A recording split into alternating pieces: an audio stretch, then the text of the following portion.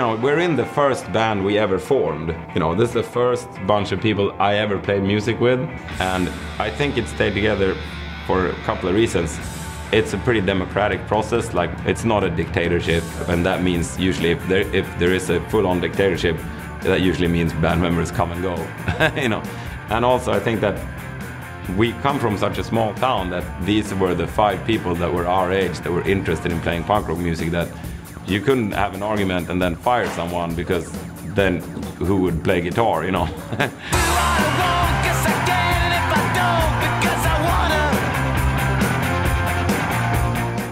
I think we're also smart enough to appreciate what we have. Everybody's smart enough to appreciate the fact that we're doing something that we all really like. I mean, it fucking sounds great. Yeah. And that means that you kind of want to keep going.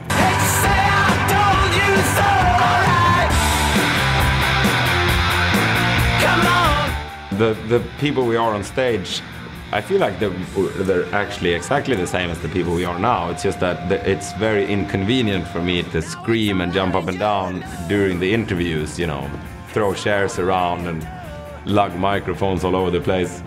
we look fairly young, but it's like everything is in pain and creaking.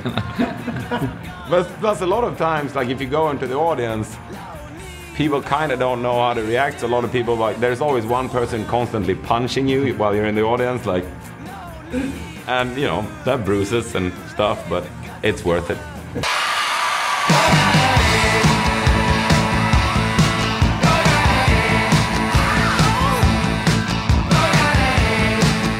It's a blessing having, you know, bands like Misfits and Dead Kennedys and stuff having gone on before you. You know, like if somebody gives you a map. Yeah. I mean, I wouldn't Here's mind. where the treasure is. That's what it is. It's totally. We started listening to a bunch of 50s and 60s rock, like Yardbirds and Little Richard, and I think in the combination of that, like punk and 50s rock and roll, we ended up sounding like a 60s band, pretty much.